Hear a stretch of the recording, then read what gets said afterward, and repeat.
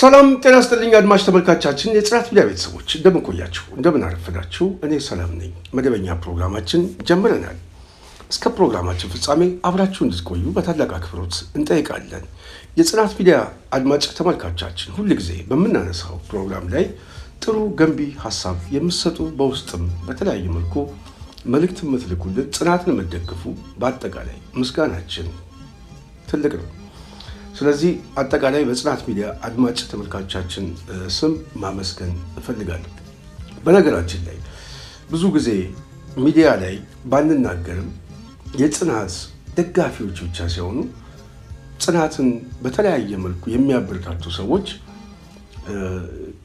ቀላል አይደሉም አንዳንድ ጊዜ እንደው በጣም ሁሉ ጊዜ ምስጋና አቀርባለሁ በብዙ ምክንያት ስለዚህ ጽናትን የሚደግፉ ሐሳብ አስተያየት የሚሰጡ ከጎናችን የሚቆሙ በሙሉ ከልባችን ነው የምናመሰግነው ይህን ካልኩኝ የዛሬ ዋነኛ መወያያችን ሰሞኑን እየነካካሁት ከመጣሁት ጋር አብሮ የተያዘ ነው የጽናት ሚዲያ ቤተሰብ እኔ ሰምቻለሁ እኔ ልንገርህና እኔ አውቃለሁ ሰምቻለሁ የትግራይን ባለስልጣናት እባካችሁን ሽማግሌ ለላኮ እያለ እየጠየቀ እንዳለ አውቃለሁ እንነጋገር ሰው መልእክት እያስተላለፈ ያለው ለትግራይ እያስተላለፈ ያለው ጠላታችሁ አማራ ነው እንጂ እኔማ ተከላካያችሁ ነኝ ጠላታችሁ እኮ ኤርትራ ነው ያኔ መጨፈጨፋችሁ እኮ ኤርትራ ነው እኔማ ተከላካይ ነው የነበርኩት ከሰሞኑ ጋር አብሮ የተያዘ ነው በሰሞኑ ውይይታችን ያው የሴራ ትንተናው በደንብ እየተገለጠ መምጣት አለበት ብዬ ስለማስብ ነው በጣም ብዙ ሴናሪዎች ነው እየመጡልኝ ያለው በተለይ ከዚህ ከወልቃይት ጋር በተያያዘ የወጣው ደብዳቤ አስመልክቶ በስፋት ሰው እየተወያየበት ነው ውይይት ብቻ ሳይሆን መግለጫ እየተሰጠበት ነው ከፍተኛ የሆነ በኢትዮጵያ ፖለቲካ ላይ የተደበቀም የቆየም ፍላጎቶችና አስተሳሰቦችም ወደ አደባባይ እየመጡ ነው እሱ ብቻ ሳይሆን ያኮረፉ የብልጽግና ተደማሪዎችም ጎመን በጤና ብለው የመሸሽ ጉዳይ አለ በሌላ በኩል ህወሓትን መግለጫ እየሰጠበት ነው ምርጫም አንገባም እየተባለ ነው ሌላው ኃይል ደግሞ የደስታ የሚመስል መግለጫ የሚሰጥበት ሁኔታዎች አሉ በትላንትናው ጉዳይ እችን ሁለት ቀን ከዚህ ጋር በተያያዘ ነው በስፋት በተወሰነ መልኩ ስናነሳ የቆየ ነው አሁን ግን የተለያዩ ጉዳዮች ይሆናል ጉዳዮችም እየመጡልኝ ስለሆነ እነዚህን እያጣቀስኩኝ በተወሰነ መልኩ ወደ እናንተ ማስረዳት መወያየት ጠቃሚ ነው ብዬ ስላሰብኩ ነው የጽናት ሚዲያ ቤተሰብ እንግዲህ የወልቃይት ጉዳይ የተነሳው ያው በአብይ ዘመን አይደለም የወልቃይት ጉዳይ ህወሓትን በስልጣን ላይ በነበረበት ሰዓት በጣም ብዙ ሲያጨቃጭቅ ብዙ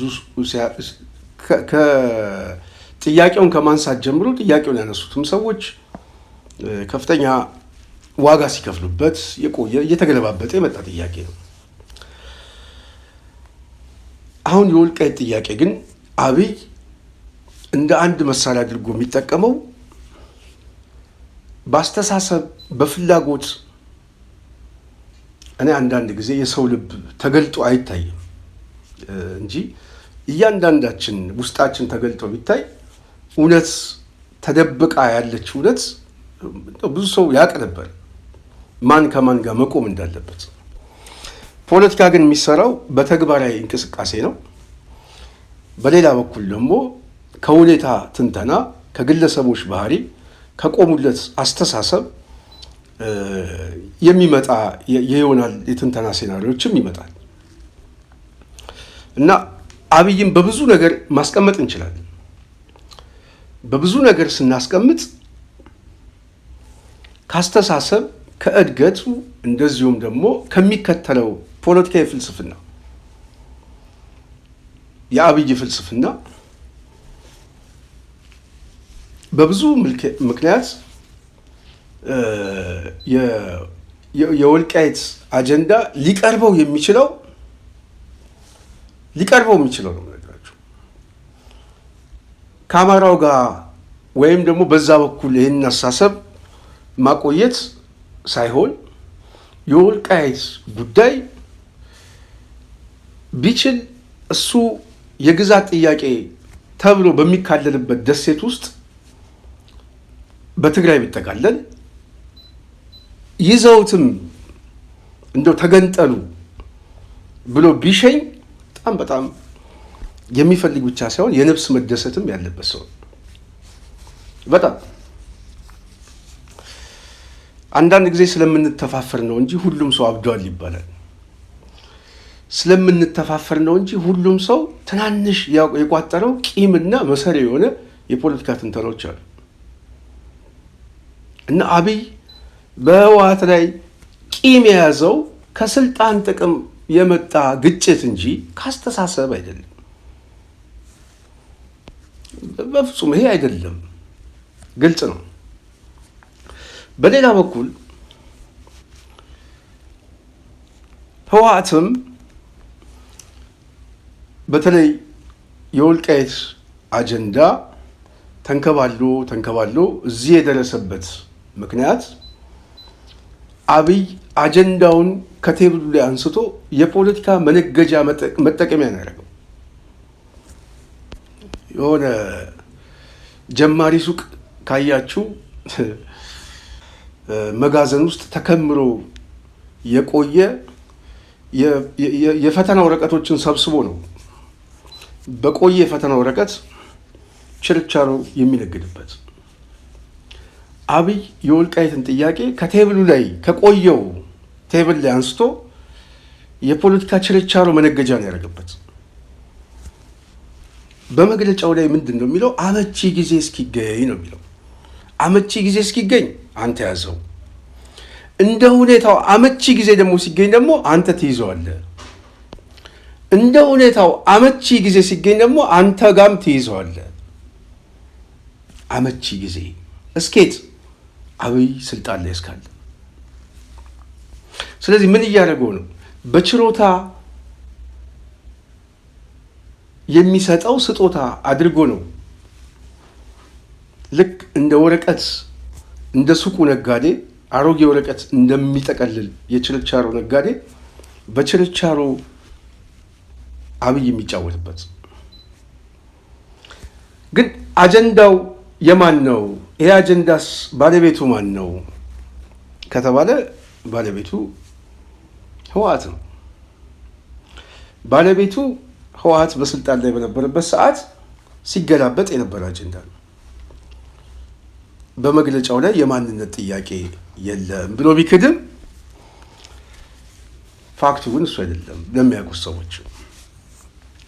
በሌላ በኩል አብይ አህመድ ይህንን አጀንዳ ሲያነሳው ከራሱ የፖለቲካ ጥቅም አይቶ ነው።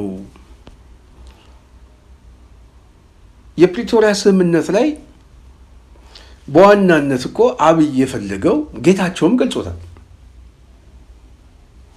የፕሪቶሪያ ስምምነት ዋነኛው ጉዳይ የአማራው የታጠቀውን ኃይል ትጥቅ እናስፈታዋለን፣ ጦርነት በዚህ አካባቢ ላይ ከዚህ ኃይል ጋር አደርጋለሁ፣ ስለዚህ ከዚህኛው ኃይል ጋር እናንተም ተባበራችሁኝ አብረን እንውጋ። ያሰላለፍ ጉዳይ እኮ ጠይቋቸው ነበር፣ ግን አልተሳካለትም። ምን አሉት? እዛ ላይ ባነኑ ነው። እዚህ ጉዳይ ላይ አንገባም። እዚህ ጉዳይ ላይ አንገባም ማለታቸው ትልቅ የፖለቲካ ውሳኔ ነው፣ ግን ብልጠትም ነው።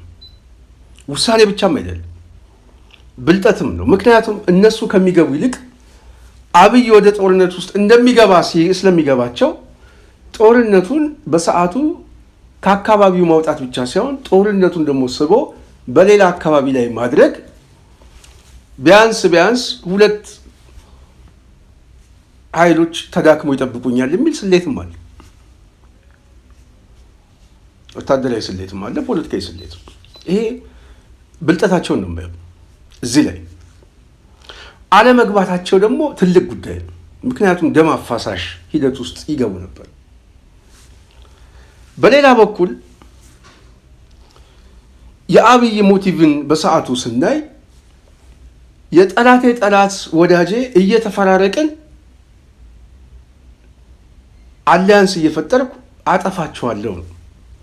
እነዚህ ጠላት ነው የሚላቸው አብይ በራሱ ቋንቋ በቃ ጠላት ብሎ ዲፋይን አድርጎ አምጥቶታል። ወለጋ እድሜ ለወለጋ ያቺ ቪዲዮ ታሪክ ሁልጊዜ እየተመዘዘች የምትወጣ ነች እና በግልጽ አስቀምጦታል አብይ። እነዚህ ጠላቶች ሁልጊዜ ወደ እኔ ከመጡ አደጋ ናቸው። ስለዚህ ራሳቸው ላይ እንዲያተኩሩ፣ ራሳቸው ላይ ሲያተኩሩ ደግሞ እነሱ መካከል ላይ የተቆፈረ ጉድጓድ አለ። የቆፈረው ቲፒኤልኤፍ ህወሓት ጉድጓዱን ሳይደፍነው ትንሽ እንኳን መለስም ሳያደርገው ነው ከስልጣን ተገፍቶ ወደዛ ሄደ። ስለዚህ አብይ ምንድን ነው የሚያደርገው? ጉድጓዱን ነው የሚያሰፋው። ስለዚህ ህወሓት ለአብይ የፖለቲካ መጠቀሚያ ሆኗል።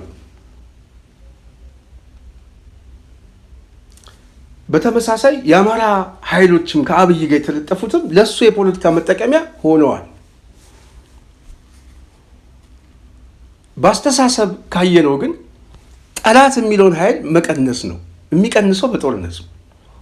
ስለዚህ ህብረት እንዳይፈጥሩ፣ አንድነት እንዳይፈጥሩ፣ አይ የጋራ ጠላት ፈጥሮብናል ብለው እንዳያስቡ እዛው እየተባላ ራሱን እየበላ ይዳከማል። ይሄ የአብይ አንዱ ታክቲክ ነው። ለዚህ ታክቲክ ግን ሁለቱም አመቺ ሆነዋል። ስለዚህ አብይ የፕሪቶሪያ ስምምነት ላይ የሄደበት ምክንያት አንዱ ከዚህ አስተሳሰብ የመጣ ነው። ቲፒኤልኤፍ ግን እዛ ላይ አቋም ይዞ አለመግባቱ ትክክለኛ ጉዳይ ቢሆንም ግን ፖለቲካዊ ብልጠትም ነው፣ ወታደራዊም ትንተና ነው። ቢያንስ አማራው አሁን ብቻውን ሆኖ ከአገዛዙ ሰራዊት ጋር 3 ዓመት የፈጀ ጦርነት አድርጓል። በዛ ጦርነት ውስጥ ያ የጦርነቱ መልክ ቢራዘም የጉዳት ሁኔታው ግን ከዛም የባሰ ሊሆን ይችል ነበር አሰላለፉ ቢቀየር። እኔ እነ ጌታቸውን ጉዳይ ደግሞ የማየው ከህወሓት ጋር ያለው ጉዳይ አሁን አኩርፎ በተወሰነ መልኩ የሄደበት ወይም ደግሞ ይሄ አሁን እየተፈጠረ ያለው ፖለቲካዊ ፍጥጫዎች ዝም ብለው ነው የመጡት ወይንስ የታሰበበት ጉዳይ ነበረ ብዬ ከዚህ በፊትም እጠይቅ ነበር። እንደው አንድ ፕሮግራም ሰርቼ ነበር፣ ካለ እስቲ ፕሮግራሙ ብታዩ ጥሩ ነው። ከዚህ በፊት አልጀዚራ ላይ ጌች በተናገረበት ሰዓት እኔ አቋሜ ይሄ ነው ብዬ ነበር። ይሄ አቋም ነው አሁንም ያለኝ። ጌታቸውን በተወሰነ መልኩ ሰዎች አሁንም አሳንሰው የሚያዩት አንዳንድ የፖለቲካ ሁኔታዎች አሉ። እኔ ጌታቸው ቀላል ፖለቲከኛ ነው ብዬ አላስብም። አሁንም ቢሆን በኮንፍሊክት ማለት የውስጥ ግጭት በተለይ ከጓደኞቹ ጋር ከህወሓት የስራ አስፈጻሚ ማዕከላዊ ኮሚቴ ውስጥ ካሉ ኃይሎች ጋር እንግዲህ ታክቲካል ልዩነት ቢገጥመውም በዋናነት የመስመር ችግር ያለበት ብዬ አላስብም። አሁንም ቢሆን በዋናነት ጥቅሙን ለማስጠበቅ የሚሄድበት መንገድ ስልታዊ በሆነ መንገድ እየሄደ ነው ብዬ ነው የማስበው። ለማንኛውም በዚህ ጉዳይ ላይ ከዚህ በፊት ጽናት ሚዲያ አቋም የፖለቲካ ትንተና ሰርተንበታል። እሱ ወደፊት የሚታይ ነው። ግን የህወሓት ውስጥ ያለ የፖለቲካ አቅም ብዙ አይነት መልክ አለ። በጊዜ አስተዳደር ውስጥ ያለ፣ በነ ጻድቃንና በነ ጌታቸው ውስጥ አለ፣ በነ ደብረጽዮን ውስጥ አለ። ስለዚህ የመስመር ችግር የለም እና ጌታቸውን በዛ በኩል ከምገምተው በላይ በዚህ ኢንተርቪው ውስጥ ማረጋገጫ አግኝቻለሁ። ታክቲካል አንዱን ከስልጣን አኳያ፣ ሁለተኛም አሁን ሊፈታው የሚገባው በተለይ እዛ ስምረት ውስጥ የተሰባሰበው ኃይል አብይ ጋር ተለጥፈው እንፈታዋለን፣ ይሄንን ጉዳይ እናስመልሳለን ብለው አንዱ ታክቲካል አሊያንስ የፈለጉበት የወልቃይት ጉዳይ ነው። ስለዚህ በዛ ጉዳይ ላይ ያንን ለማስመለስ ከአብይ ጋር መለጠፍ የግድ አስፈላጊ ሆነ ያገኙት።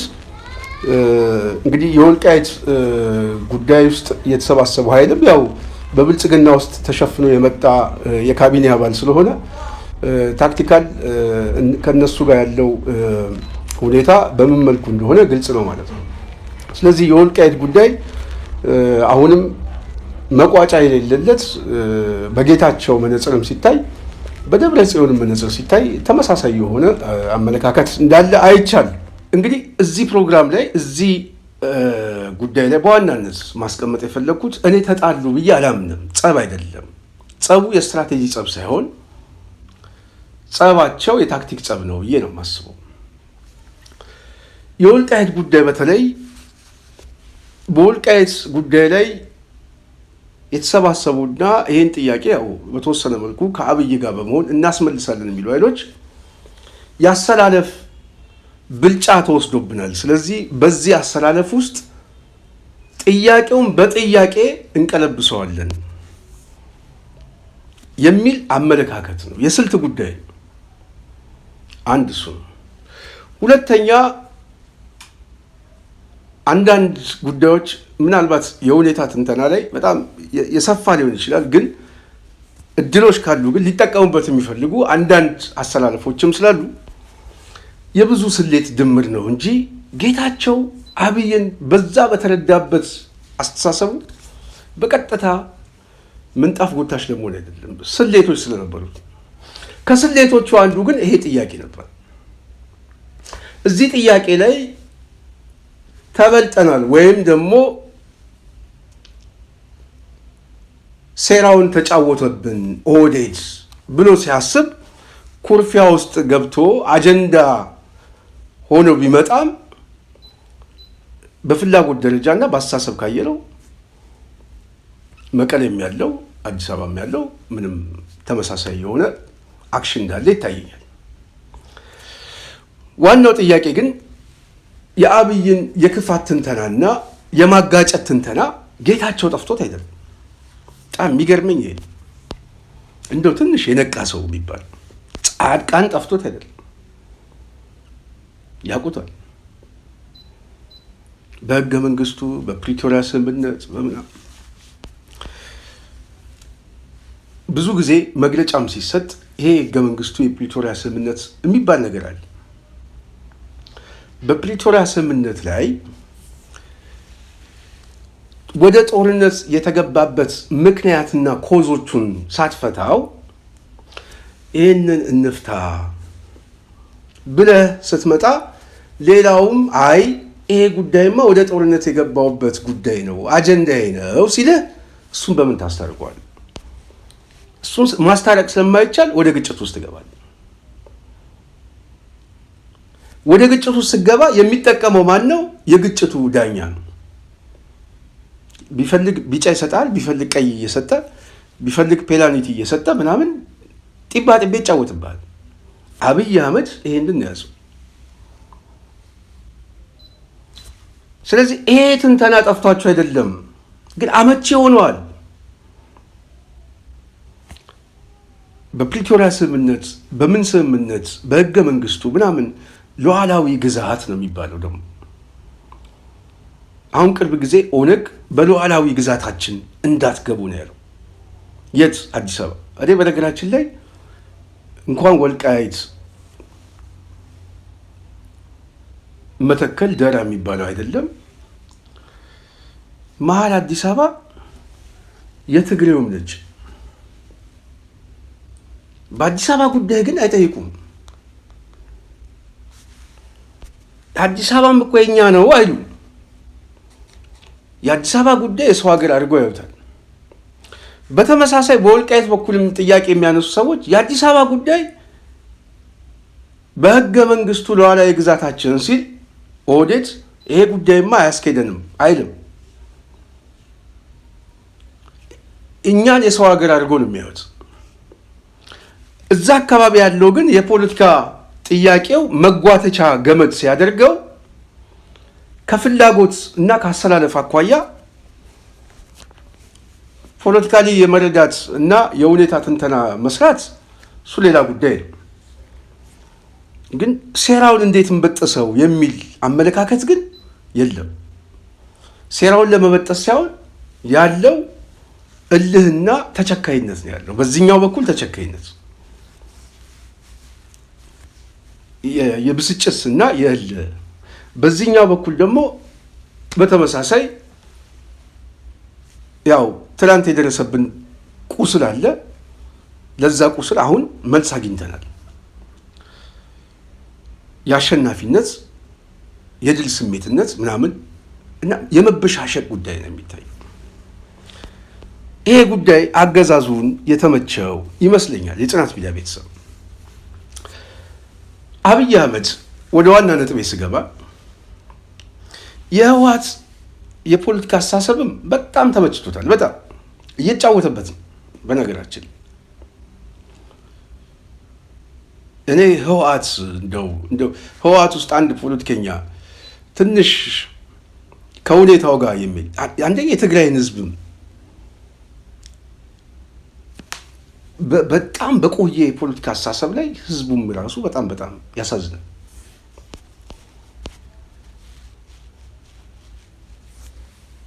እኔ እነሱ ቦታ ላይ ብሆን የአብይ አህመድ ይሄን ወጥመድ ላፈርሰው የምችለው በመሸነፍ ነው። በነገራችን ላይ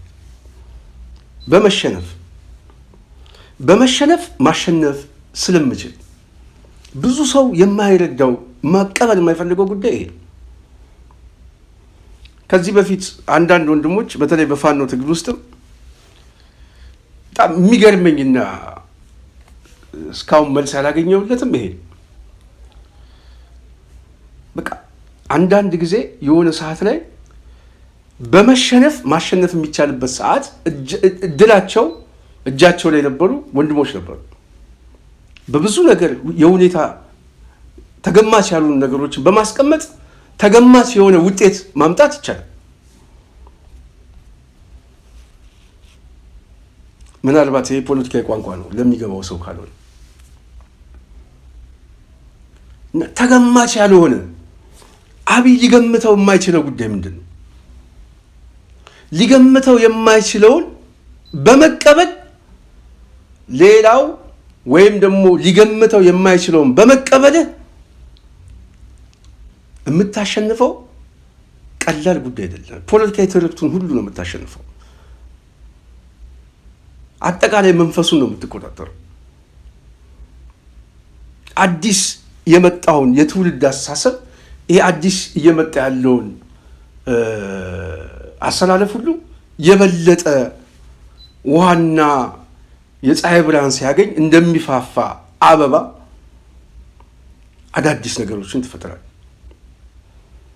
ይህንን ይፈጥራሉ የሚል አመለካከት ባይኖረኝም ግን ያስቡታል ብዬ ግን ነበር የማስበው። ብዙ ጊዜ እንደው ሊያስቡት ይችላሉ ግን አያስቡትም።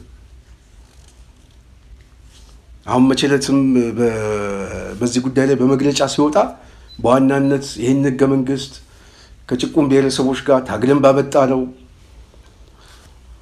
ህገ መንግስታዊ የግዛት አንድነታችን ተጠብቆ ምናምን ያ የቆየ ትርክት እኮ ነው። እና ይህንን ጉዳይ ይህንም በመግለጫ መልክ ምናምን ስታለማምደው አብይ አህመድ ይጠቀምብሃል። በዚህ ጉዳይ ላይ ሌላውን በመያዝ ይኸው ሊመጣብህ ነው፣ ይኸው እንዲህ ሊያደርግብህ ነው እያለ ይጠቀምበታል። የሚገድለው ግን ተራ በተራ ሁለቱ ነው። ስለዚህ ህወሓት ራሱን ማደስ ቢችል የወልቃይት ጉዳይ ሁለተኛ ጉዳይ ነው፣ የህልውናው ጉዳይ አይደለም። ቀይ መስመራችን ነው የሚል የቀይ መስመር አጀንዳ ወይም ደግሞ መግለጫ የሰጡ ሰዎች አሉ። ሌላውም የቀይ መስመር አጀንዳ ሲያመጣ ቀዩ መስመር ሁሉም ጋር አለ፣ እዚህም አለ፣ እዛም አለ። ኦኬ እሺ፣ ቀይ መስመሩ በምን ይፈታ? በኃይል አብይ የተመቸው አየህ። ግን ቀይ መስመሩን ግን ቢያንስ ወደ ቢጫም ወይ ወደ ነጭም ልቀይረው ይችላል። ይሄኛው ያስፈልገኛል ብሎ የሚጠይቀው የማንነት ጥያቄ አለብኝ ብሎ ይጠይቃል። ሲጠይቅ ደግሞ በብልጽግና ዘመን አይደለም የጠየቀው፣ እናንተም ስልጣን ላይ በነበራችሁበት ሰዓት የጠየቀ ጥያቄ፣ ብዙ ፕሮሰስ ያለፈበት ምናምን አጨቃጫቂ የሆነ ጉዳይ። አሁን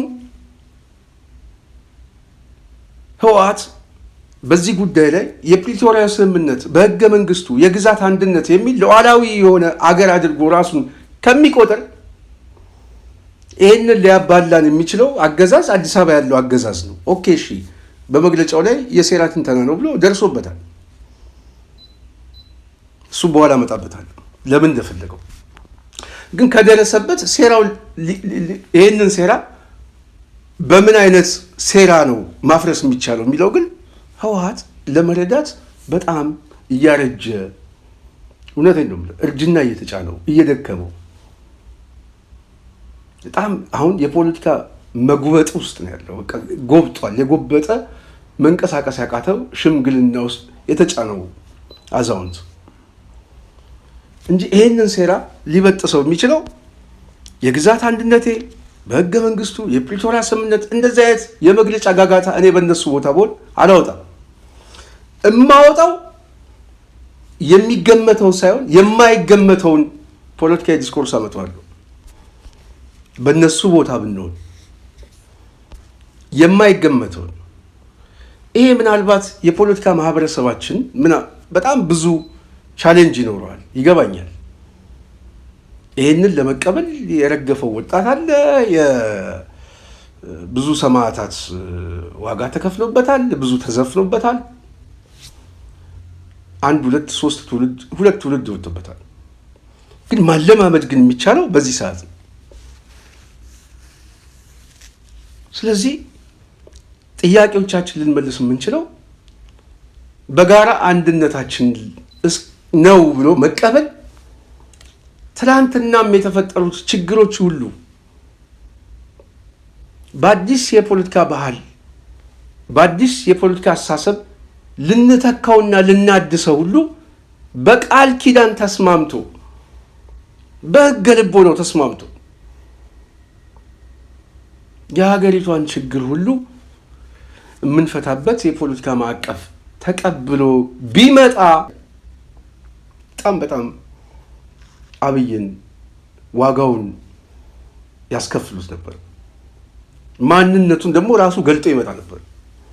ገልጦ እኮ መጣ። አሁን ጠላቶቼ ምናምን እያለ እኮ እየመጣ ነው። ግን ይህንን መፍጠር አልቻሉም።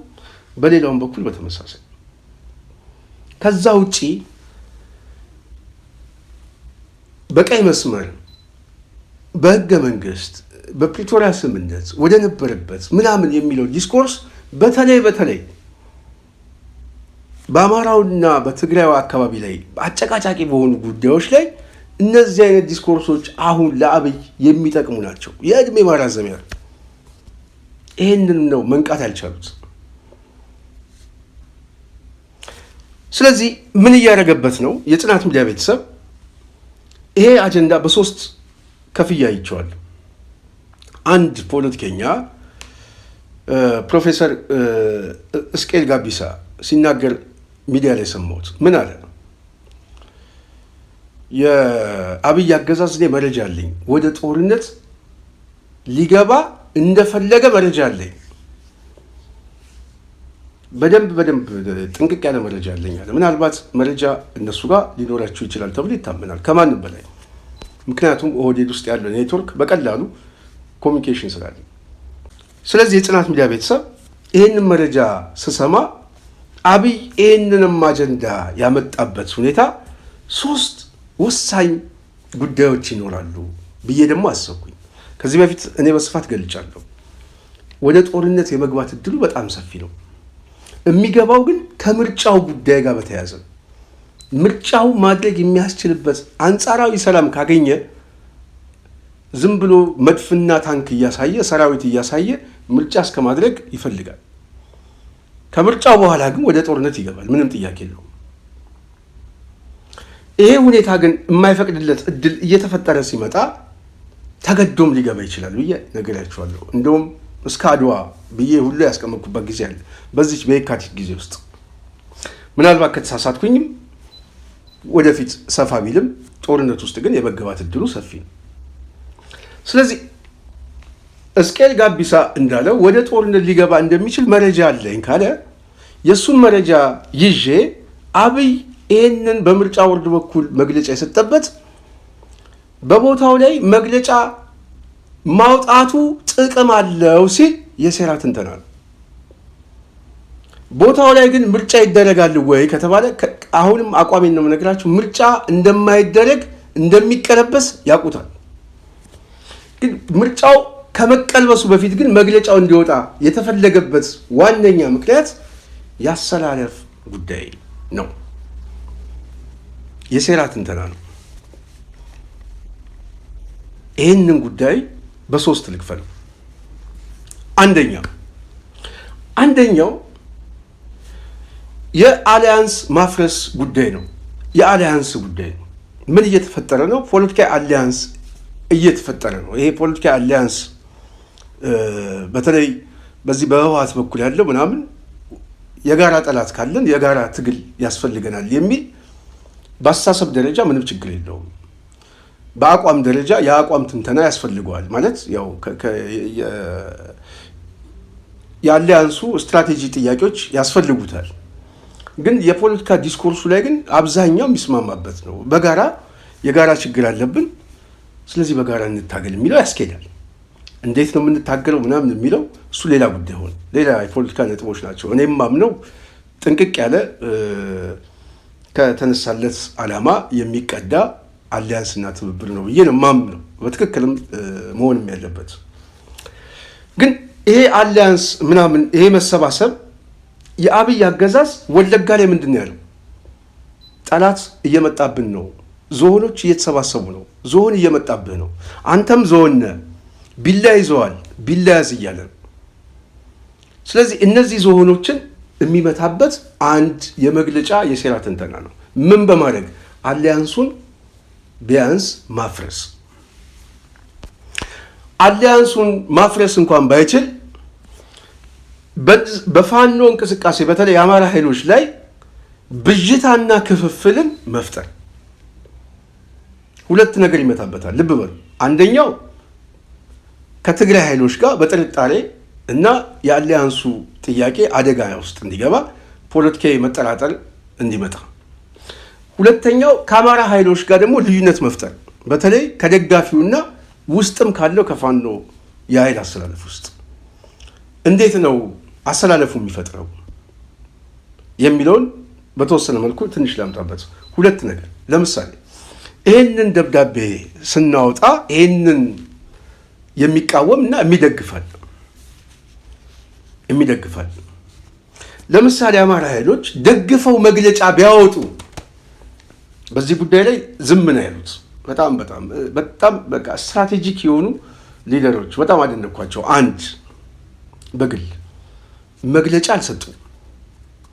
መግለጫ ባለመስጠታቸው ብልጽግናን በለጡት። አያችሁ፣ መግለጫ ቢሰጡ ብልጽግና የፈለገው ወጥመድ ውስጥ ያስገባቸው ነበር። ምክንያቱም የመግለጫው አውድ በዋናነት ከተቃውሞም ከድጋፍም ያልወገነ መግለጫ ቢሆንም እንኳን ምን ውስጥም ባይገባ መግለጫው በመውጣቱ ብቻ ግን በአካባቢው ላይ ወይም በዚህ ጉዳይ ላይ አወዛጋቢ ሁኔታ ውስጥ እና መካረር ውስጥ የተገባበት የማህበረሰብ ክፍል በጥርጣሬ እንዲመለከተው ማስደረግ ነው። የበለጠ ሌላ ኮንፍሊክት መፍጠር ነው። ዝም ማለታቸው ግን ብልጽግናን በለጡት። ዝም ስላሉ አሁን ምን እያለ ነው? ብልጽግና ዝምታቸው ድጋፍ ነው እያለ ነው። ዝምታቸው ራሱ ድጋፍ ነው፣ እየደገፉ ነው፣ ተስማምተዋል ብለው ሌሎችን ደግሞ ለማነሳሳት እየተጠቀሙበት ነው። ለምን? ይሄ የአሊያንስ የፖለቲካ መንፈሱ ላይ ውሃ ለመቸለስ ስለሚፈልግ ነው አንደኛው። ሁለተኛው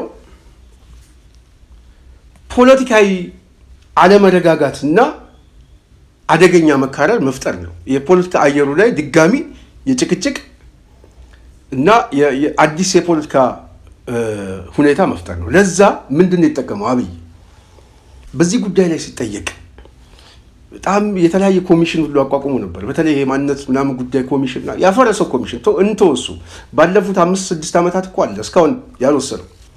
አሁን ምርጫ ጠብቆ ልክ እዚህ ሰዓት ላይ ይህን ውሳኔ እንዲወሰን የፈለገበት እንድምታው ስናየው ፖለቲካዊ ዲስኮርስ መፍጠር ነው።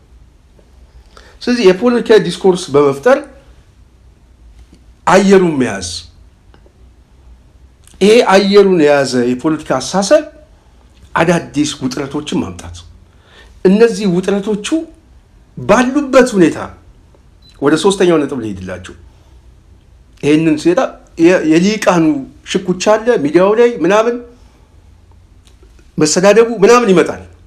ይሄ ውጥረት ባለበት ሁኔታ ላይ ሶስተኛው እስቄል ጋቢሳ ጦርነቱን በቅርቡ ሊከፍት ይችላል፣ አብይ ወደዛ ሊገባ እንደሆነ ሙሉ መረጃ አለኝ አለ። መልካም። ባለፈው ጊዜ ተነጋግረን ነበር ከአንተ ጋር በዚህ ጉዳይ ላይ ጦርነቱን ያደርጋል ወይስ አያደርግም ሲባል ምንድን ነው ያልኩህ?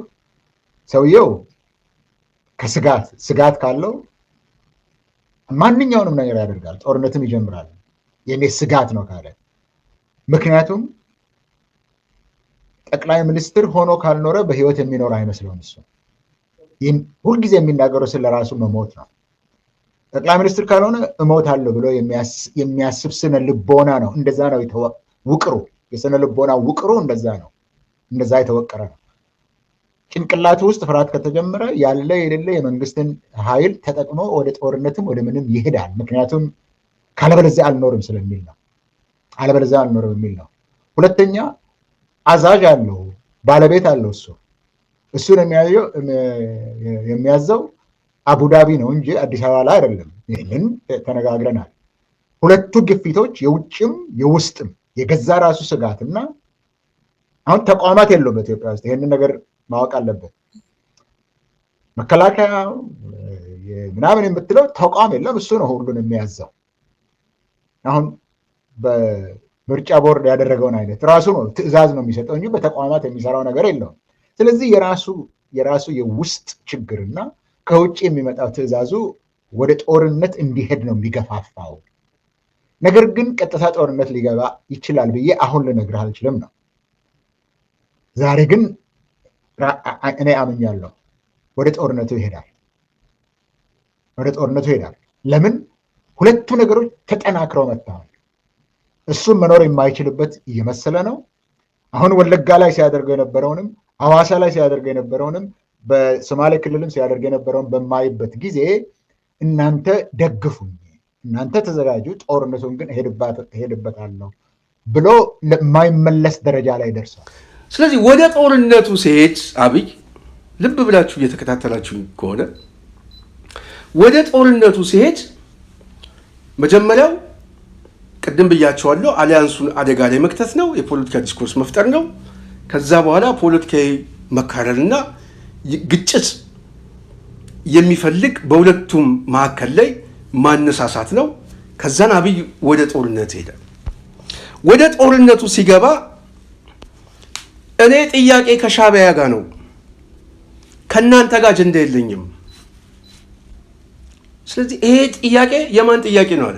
የእኔ አይደለም፣ እንደውም በጎን በኩል መደራደርና ሽምግልናም እየላከ ነው አሉ። በድጋሚ ይታያል እያለ አብይ እየላከ ነው። ልብ በሉ፣ በቃ ይሄ ነው እኮ ስራው፣ በድጋሚ የሚታይ ነው። ስለዚህ በድርድር በድጋሚ የሚታይ ነው ይልና ወደ ጦርነቱ ስለሚገባ እኔ ጉዳይ ከሻዕቢያ ጋር ስለሆነ ምን ይላቸዋል? መንገዱ ይከፈትልን፣ ምቹ ሁኔታ ፍጠሩልኝ፣ የወልቃይትን ጥያቄ ከፈለጋችሁ ምን ይላቸዋል? በኃይል ተቀበሉ፣ እኛ ከእናንተ ጋር እንወጋም፣ በዛ በኩል ኃይል አስገቡ ምናምን የሚል አንደኛ ፖለቲካዊ ማደናገሪያ፣ የሴራ መጠቀሚያ አድርጎት በተዘዋዋሪ አማራው ላይ ማስተኮሻ ነው። አያችሁ፣ ኃይሉን በማስወጣት ወደ ኤርትራ በሚያደርገው እንቅስቃሴ ላይ የአሊያንስ ትብብር የሚፈጥርበት አጀንዳ ነገ ጠዋትም ከድል በኋላ ወይ በትግሉ ላይ በጠላት እንሰለፍ በውጤት ደረጃ ይመለሳል ይላችኋል። ወይም ደግሞ ኃይላችሁን አስጠግታችሁ እዛው ግጠሙ፣ ከኛ ጋር ትነካኩ፣ እኔ ከእናንተ ጋር ነኝ። ይሄን አጀንዳ የወሰነው እኔ ሳልሆን ማን ነው የሚወስነው ነው የሚለው። አገኘው ነው የወሰነው። ይሄን ሰው አሁን እኔ ማስቆም አልችልም። እሱም ማስቆም ማለት አጠቃላይ ምንድን ነው የሚለው የአማች ፖለቲካ ሁሉ ይበላሻል፣ ድራሞ ይበላሻል፣ ሌላ አጠቃላይ የብአዴን መዋቅር ሁሉ አንጃ ይፈጠርብኛል። ይሄ አስቻይ ሁኔታ አይደለም እንጂ ባለፈው ጊዜ ምክር ቤት ላይ ብሏል። መፈንቅለ መንግስት ሙከራ ተደርጎብኝ ያኔ ኩሻፕ እየሰራው ምናምን ባላስመስል ውስጤ እየተቃጠለ ነው ያለው። ግን አስመስዬ ያንን ጉዳይ ማረጋጋት ቻልኩኛል እንጂ መንግስት የተነካ ብሎ ከዛም ከዚህም ከሱልጣን ከምናምን እየመጡ ነበር ያለበታል። እና አንጀቴ እየተቃጠለ የሚለው ልክ አሁን ያገኘው ውሳኔ ስሰማው ነው የሚላቸው። አንጀቴ እየተቃጠለ ውስጤ እየተቃጠለ ግን ምንም ማድረግ አልችልም። የብአዴን መዋቅር አለ፣ የዚህ የወልቃይት ኮሚቴ አለ ምናምን፣ የአብን ተደማሪ አለ። ያን ሁሉ በአንድ ጊዜ መቋቋም አልችልም። ስለዚህ ሶስተኛው ነጥብ ምንድነው? ወደ ጦርነት ሲገባ አሊያንስ ፍለጋ ነው። እናንተ ወደዛ ሄዱ፣ እኔ ወደዚህ ልግባ። የኔ ጥያቄ የወደቡ ጉዳይ ነው፣ ሻዕቢያ ነው። ወይ ተባበሩኝ ወይም ደግሞ እራሳችሁን ችላችሁ በኃይል ተቀበሉ። ይሄ ጉዳይ ነው፣ መንገድ የማስከፈት ጉዳይ ነው፣ የመደራደር ጉዳይ ነው።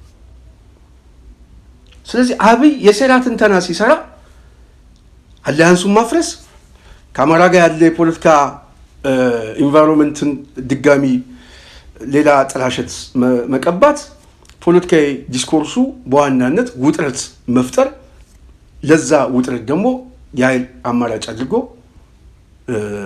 ማስገባት፣ ለዛ እንደ መደራደሪያ አድርጎ ያመጣው የሴራ ትንተና ነው ብዬ እንድደመድም ያደረገኝ እስኬል ጋቢሳ በቅርቡ ደግሞ ጦርነት ውስጥ ይገባል ሲል ምርጫ ማድረግ እንደማይችል አብይ ያውቀዋል።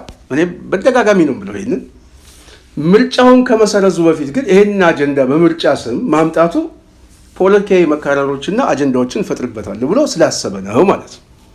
ይሄ ደግሞ ከሴራ ትንተና ከሆነ ይህንን ጥያቄ ለነደመቀ እዛ አካባቢ ያለው የወልቃይት ኮሚቴ ትክክለኛ እና ህጋዊና የፕሪቶሪያ ስምምነትን ያከበረ ምናምን ብሎ መግለጫ ሰጥተዋል። ነገ ጠዋት ግን ተኩሱ ብሏቸው አብይ እንደሚያስተኩስባቸው ምንም ጥርጥር የለው። የመጨረሻውን ነው የምነግራችሁ። አብይ አህመድ የተባለ ሰው እንደውም የአማራውን ሊቅ ይክዶት አሁን እንደው የደመረው ሌላውን ቶ እሱማ የነቃው እየታገለ ነው። ፈዞ የተቀመጠው ግን ክዶት መጨረሻ ላይ የሚያስበላው ይሄን ሊቅ ነው። ለመብላት ምን አይነት ጊዜ ብቻ ነው የሚጠብቀው፣ አመቺ ጊዜ።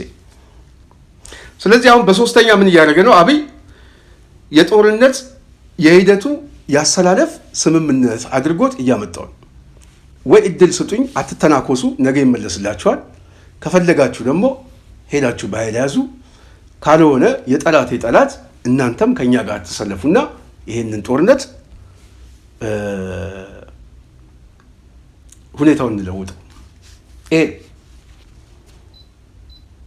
ይሄ አመለካከት ተይዟል ብዬ አሰብኩኝ። ለዚህ መነሻ የሆነኝ እስኬል ጋቢሳ በተናገረውን በተወሰነ መልኩ ለማምጣት ፈልጌ ነው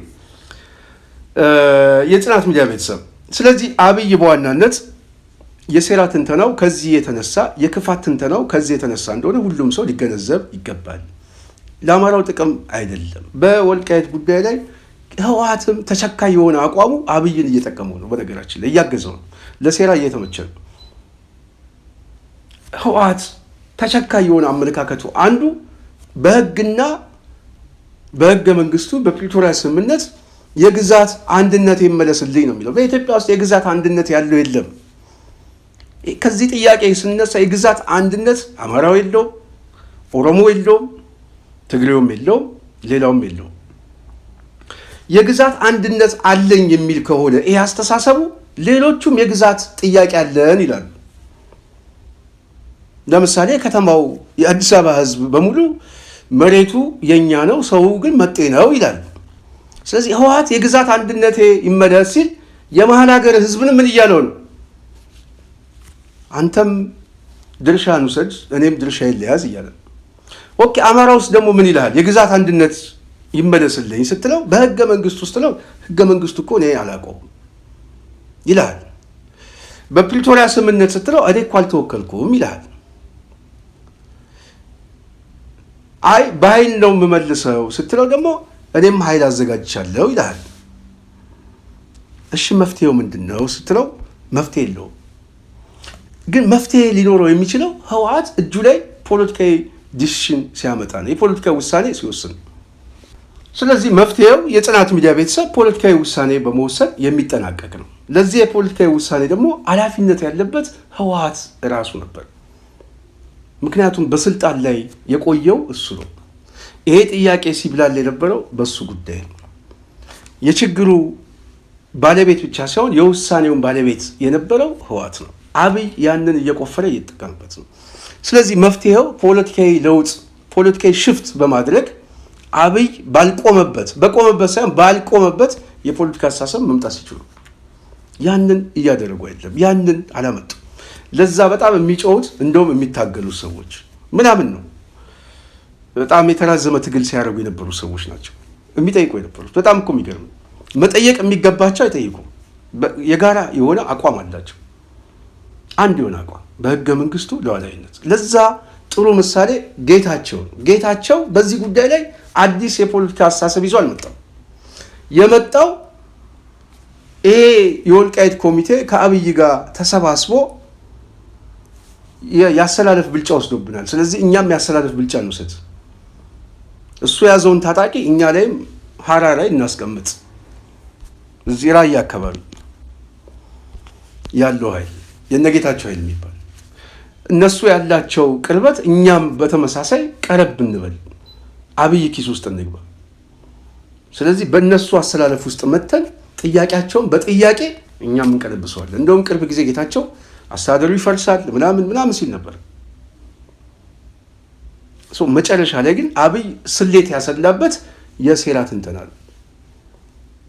ተጠቀመባቸው ነጌታቸው ግን አያምናቸው። ጻድቃንን ተጠቀመበት፣ አያምነውም። ግልጽ ከሆነ አያምነውም። መጠቀሚያ ነው ያደረገው ምናምን ፖለቲካዊ አስተፋው። ማስተፋት የሚገባውን አናዘዘው። መጽሐፍ አስመረቀ። ከወለጋ እስከ ባሌ፣ ከጅማ እስከ በሻሻ ወሰደው፣ አስጎበኘው። መጨረሻ ላይ ፖለቲካዊ ሞት ከሞተ በኋላ ከሞቱ ጋር አብሮ መግለጫውን አወጣበትና ሸኘው። አሁን ምንድን ነው የሚለው ጌታቸው? ወደዛም ቢሄድ ስልታዊ ነው የሚባለው ሊመጣ ነው። ሲሰባሰቡ አንድ ሆነን ተሰባሰበ ሲብሉ አማራው አሃ ለካን አልጣላችሁም ምናምን ነገር ብሎ አማራውም ሊሰባሰቡ አያችሁ። የጋራ የሆነ አሰላለፍ ሲፈጥሩ አሃ ምናምን ብሎ ያኛውም ሌላ ስብስብ ውስጥ ሊገባል። ኃይል ያዛባል ማለት ነው። ስለዚህ ይሄንን ባስኮረፈው ማንነቱን ገልጦ አየዋለሁ ብሎ ስላሰበ አንዱና ትልቁም ሴራ እሱ ስለሆነ፣ ስለዚህ በመግለጫው ላይ ብዙ ነገሮችን አብይ እያገኘበት ነው። ይህንን ያደረገው ዋናው ሰሞን መግለጫውን የስምረት መግለጫ የጌታቸው አስተያየት ምናምን ካየነው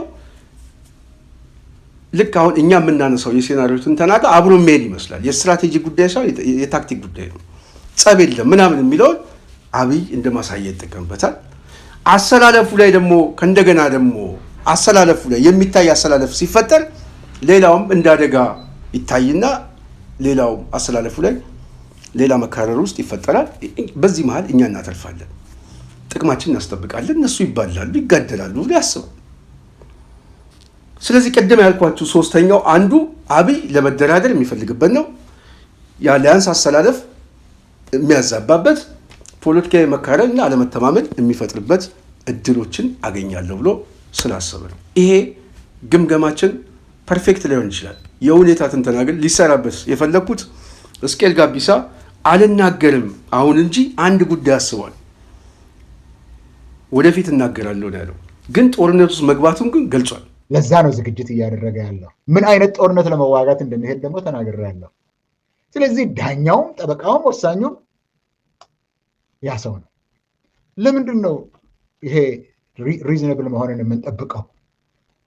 ይህንን ግን ጨዋታውን ድራማውን እየተጫወተ ያለው ራሱ የብልጽግናው ፕሬዚደንት ነው።